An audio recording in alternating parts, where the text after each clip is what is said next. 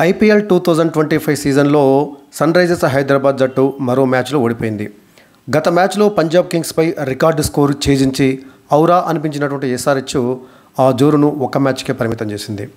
నిన్న అంటే గురువారం నాడు వాంఖెడే వేదికగా ముంబై ఇండియన్స్తో జరిగినటువంటి మ్యాచ్లో 4 వికెట్ల తేడాతోటి చిత్తుగా ఓడిపోయింది ఎస్ఆర్హెచ్. తొలుత బ్యాటింగ్లో తేలిపోయినటువంటి ఎస్ఆర్హెచ్ ఆ తర్వాత బౌలింగ్లోనూ పోటీ ఇవ్వలేకపోయింది. దీంతో ఈ టోర్నీలో 5వ పరాజయాన్ని నమోదు చేసింది. ఈ మ్యాచ్లో టాస్ గెలిచినటువంటి ముంబై ఇండియన్స్ కెప్టెన్ హార్దిక్ పాండ్యా ముందుగా సన్ రైజర్స్ హైదరాబాద్ జట్టుకు బ్యాటింగ్ అప్పగించాడు. కెప్టెన్ నమ్మకాన్ని నిలబెడుతూ ఆ జట్టు బౌలర్లు అదిరేటటువంటి ప్రదర్శన చేశారు. దీంతో నిర్ణీత 20 ఓవర్లలో ఎస్ఆర్హెచ్ జట్టు కేవలం 165 పరుగులు మాత్రమే చేయగలిగింది. ట్రావిస్ హెడ్, అభిషేక్ శర్మ వీరిద్దరు కలిసి సుమారు 10 ఓవర్ల పాటు క్రీజులో ఉన్నప్పటికీ తమదైనటువంటి శైలిలో షాట్లు ఆడలేకపోయారు. అభిషేక్ శర్మ 28 బంతుల్లో 40 పరుగులు, ఇషాన్ కిషన్ 2 పరుగులు, ట్రావిస్ హెడ్ 29 బంతుల్లో 28 పరుగులు, నితీష్ కుమార్ రెడ్డి 19 పరుగులు మాత్రమే చేసి విఫలమయ్యారు. ఇక హెన్రిచ్ క్లాసన్ 28 బంతుల్లో 37 పరుగులు చేసి పర్వాలు ఎదిరించాడు. ముంబై ఇండియన్స్ బౌలర్లలో విల్ జాక్స్ అత్యధికంగా 2 వికెట్లు పడగొట్టాడు. ట్రెంట్ బౌల్ట్, జస్ప్రీత్ బుమ్రా, హార్దిక్ పాండ్యా ఈ ముగ్గురు తలా 1 వికెట్ తీశారు.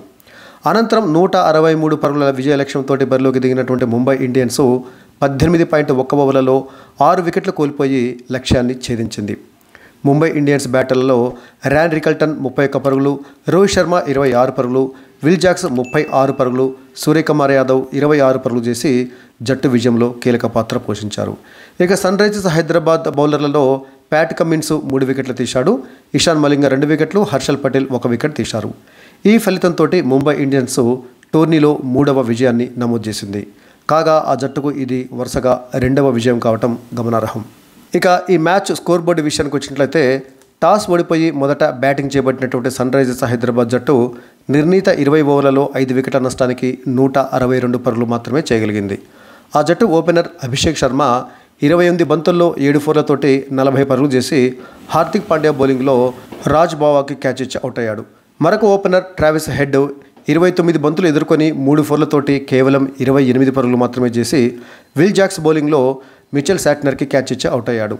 ఇక 3వ స్థానంలో బ్యాటింగ్ వచ్చినటువంటి ఇషాన్ కిషన్ మరోసారి దారుణంగా విఫలమవుతూ 3 బంతుల్లో 2 పరుగులు మాత్రమే చేసి విల్ జాక్స్ బౌలింగ్లో కీపర్ రికల్టన్ స్టంప్అవుట్ చేయడంతో పెవిలియన్కి చేరాడు. ఇక 4వ స్థానంలో బ్యాటింగ్కి వచ్చినటువంటి తెలుగు కుర్రాడు నితీష్ కుమార్ రెడ్డి 21 బంతుల్లో 1 ఫోర్ తోటి 19 పరుగులు చేసి ట్రెంట్ బౌల్ట్ బౌలింగ్లో తిలక్ వర్మకు క్యాచ్ ఇచ్చి అవుట్ అయ్యాడు. ఇక క్లాసన్ 28 బంతుల్లో 3 ఫోర్లు 2 సిక్సర్లతోటి 37 పరుగులు చేసి బుమ్రా బౌలింగ్లో బౌల్డ్ కాగా అనికేత్ వర్మ 8 బంతుల్లో 2 సిక్సర్లతోటి 18 పరుగులు చేసి నాట్అవుట్గా నిలిచాడు.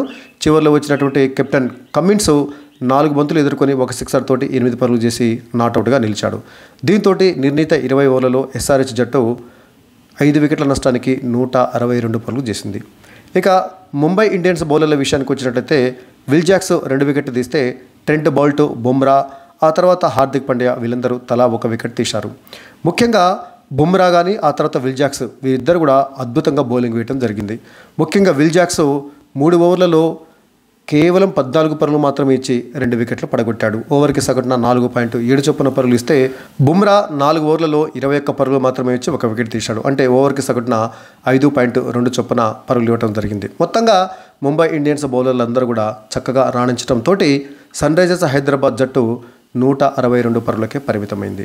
ఇక ఆ తర్వాత 163 పరుగుల విజయ లక్ష్యంతో బ్యాటింగ్ ప్రారంభించినటువంటి ముంబై ఇండియన్స్కు ఓపెనర్లు రికల్టన్, రోహిత్ శర్మ చక్కటి ఆరంభాన్ని అందించారు.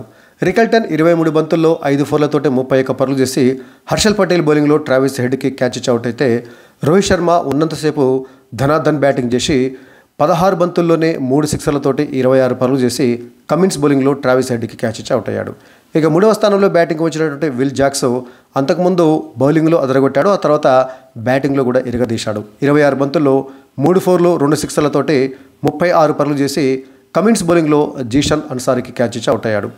ఇక ఆ తర్వాత సూర్యకుమార్ యాదవ్ 15 బంతుల్లో 2 ఫోర్లు 2 సిక్సర్లతోటి 26 పరుగులు చేసి కమిన్స్ బౌలింగ్లో జీషన్ అన్సారీకి క్యాచ్ ఇచ్చి అవుట్ అయితే తిలక్ వర్మ 17 బంతుల్లో 2 ఫోర్లతోటి 21 పరుగులు చేసి నాట్అవుట్గా నిలిచాడు.